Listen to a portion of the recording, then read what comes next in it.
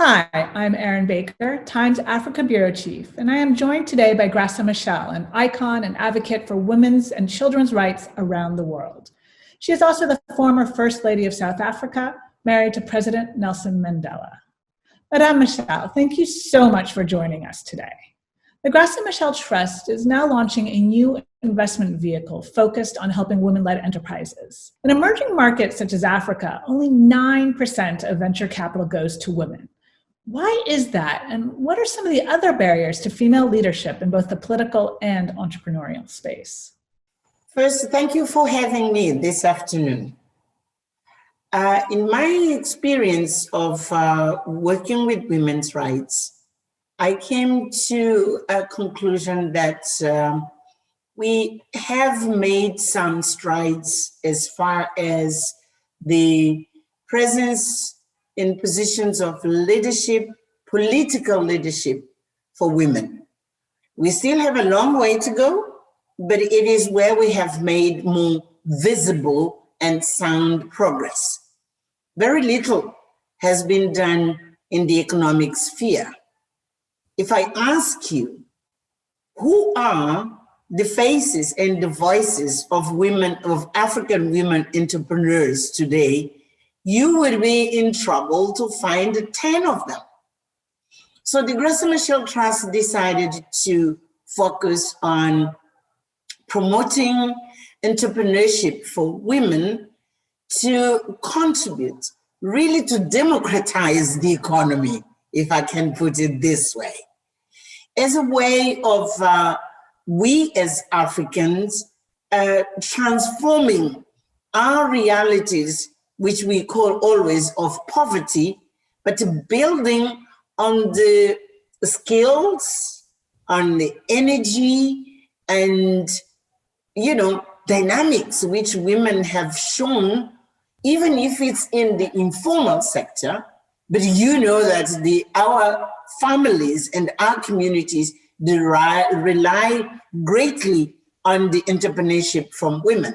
So we want to bring this to the formal sector, in which we can see more and more from top, from medium, from the lower level, more women who take up opportunities, they drive with them, and they contribute not only to transform the economy for the well-being of our people and overcome poverty, but also to transform society.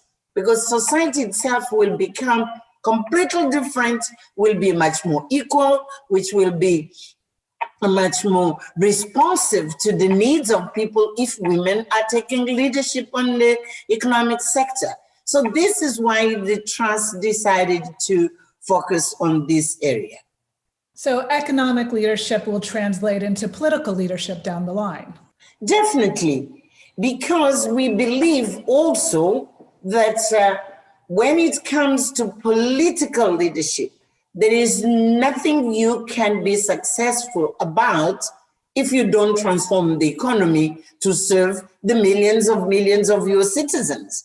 So we are bringing an area which has not been so clearly focused on and bringing to the center, one of the economy, and from the economy to be at the political, not only political transformation, but the transformation of our societies. But you were asking, what are the barriers? Barriers are so many. That's why in our approach as Graça Machel Trust, we are not only concerned with bringing women to the center. It's precisely because they have to be able then to remove exactly the barriers you are talking about, the obstacles. And for you to do this, we opted to work through networks, because one individual alone will not change systems.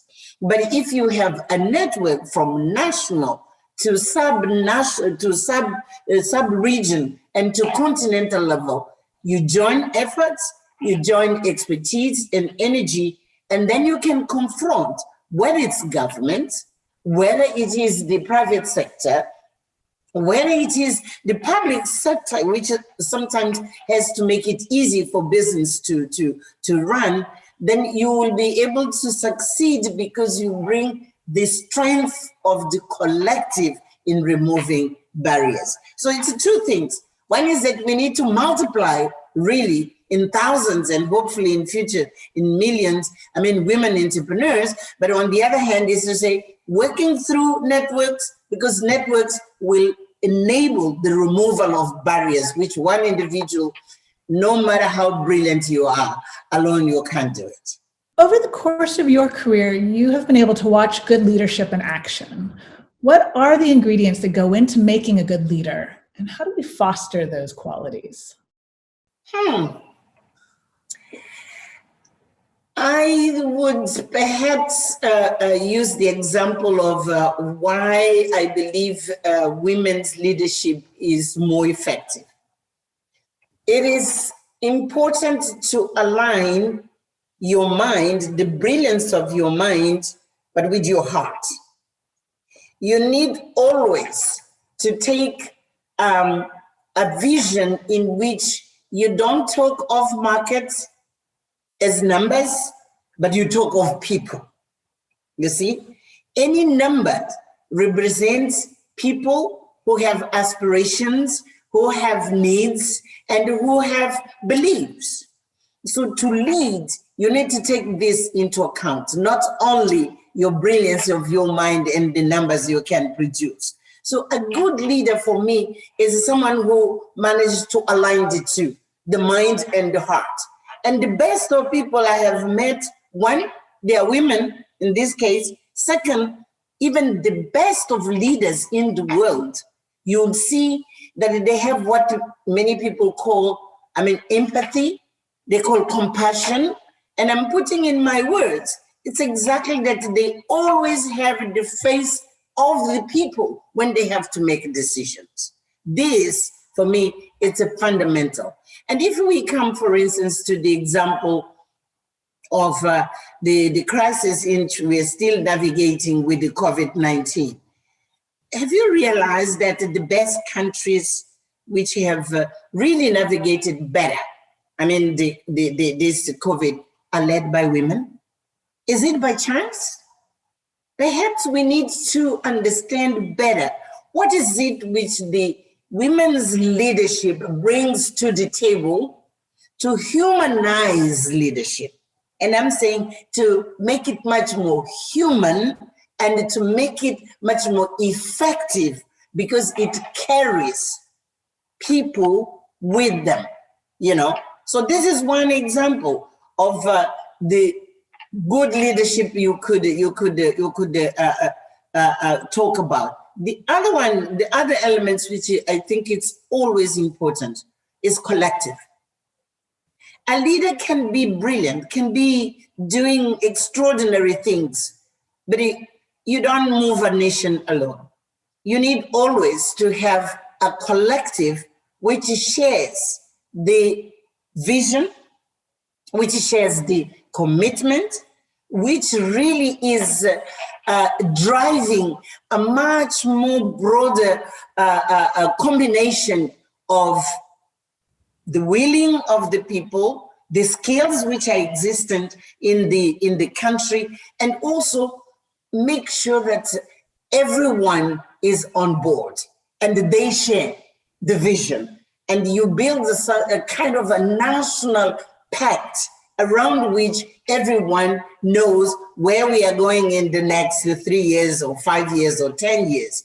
So I think it's important that one, it's really how as a leader you align yourself, but it's the collective you have, and the collective has to be grounded and building on the broader society to bring it together as a pact, and then success will be achieved.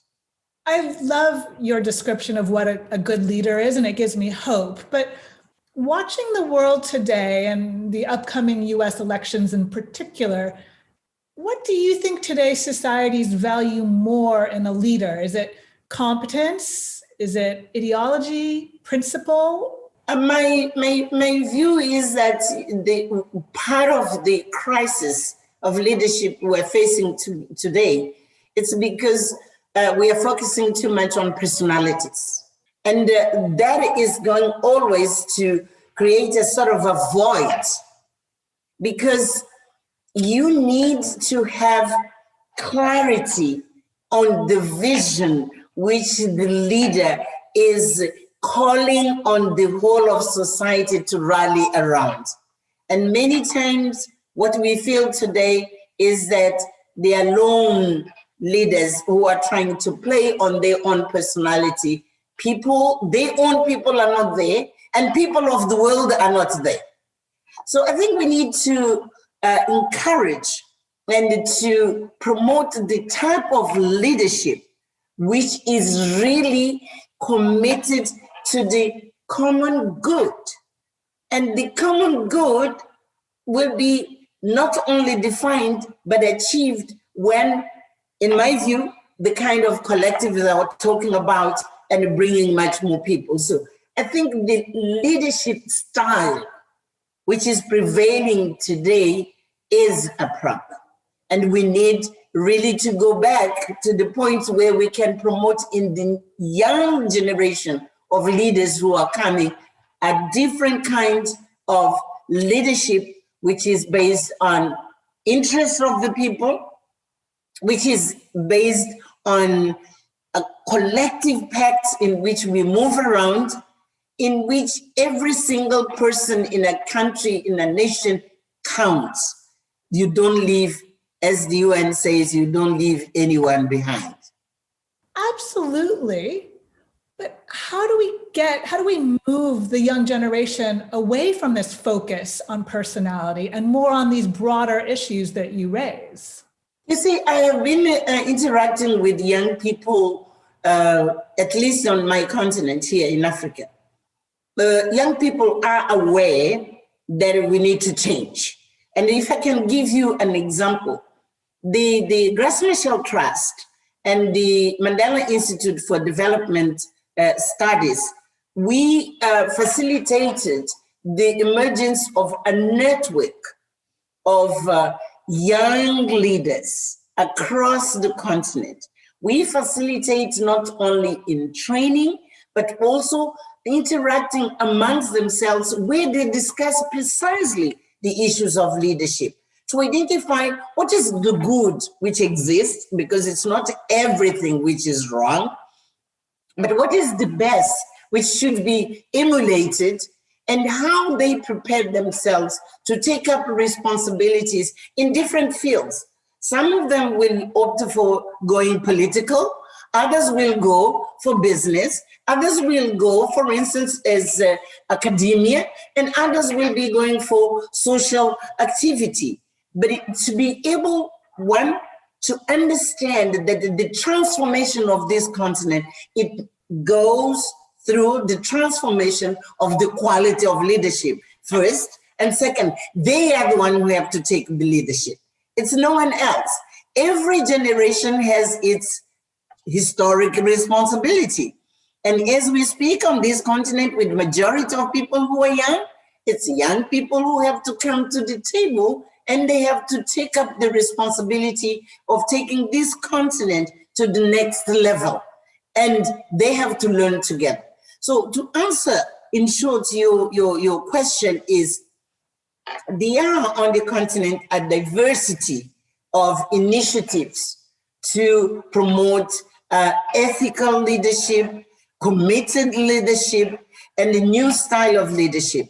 Those initiatives, they have to be enhanced. They have to facilitate to become collectives across the continent, if we're talking of Africa, and then to build a Pan-African understanding of what has to be the future of this continent together. So it is happening in terms of trying to facilitate these processes. Now the next stage is, how do they take the courage of putting themselves forward to say, I am here and I want to be counted, and I want to be the one who in history is going to make the transformation of leadership on this continent. Absolutely. Now, you mentioned earlier the coronavirus pandemic, and it's raised a lot of questions about how our societies function. I mean, it has laid bare the devastating impact of racism, poverty, and inequality in our societies. When we talk about building back, how do we make sure that we build back better this time? First, I think we need to take a deep reflection to identify where we did wrong. How do we come to a situation we have such high levels of inequality when, in terms of knowledge, we have much more knowledge, resources are out there, ability to communicate is also there, but instead of bringing the human race to be the village we would like to, but we are separated much more in terms of inequality. What has gone wrong? If you don't identify this, you will not be able also to build back better. So identify the real frailties which have brought us to the situation where we are.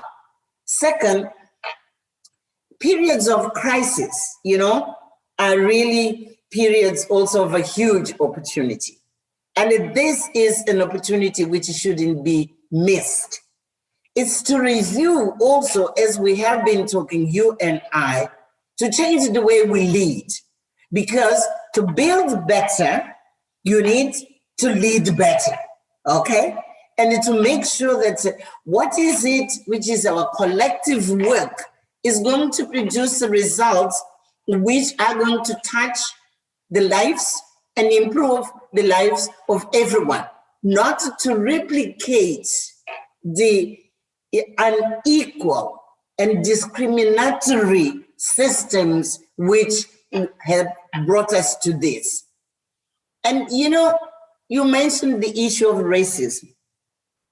Perhaps I want to take advantage of this question to raise, we all have been socialized in a way we look at one another as different.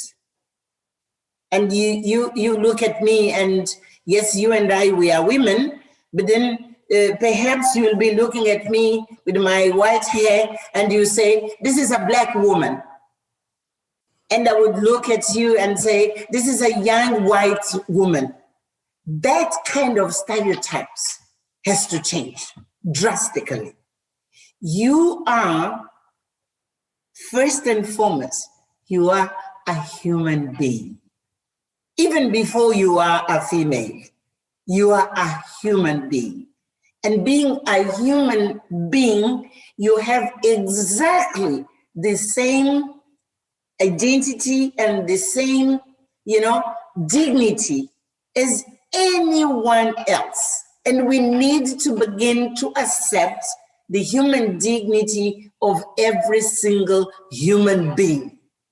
And this means to dismantle in our minds, in our beliefs, in our behavior, in attitudes, the way we just take each one of us and we accept it to embrace each one of us. This is a long-term process. I know it's not immediate. You can work on systems, you can work on structures, which is important, you can work on laws, but if you don't put as your long-term goal to build societies which accept every single human being with his or her dignity as equal. It doesn't matter where you were born. It doesn't matter how you look like, but you are human, you have the same dignity. If we don't have that ultimate goal, we can have good constitutions and we can have good laws. We can have whatever we call, but we are not going to get there. So we need to go through a very deep change of the way we look at one another, and we learn to accept one another and to embrace one another. That's what I think. Thank you, Madame Machel. It was a pleasure speaking with you today. Thank you so much. Thank you for having me.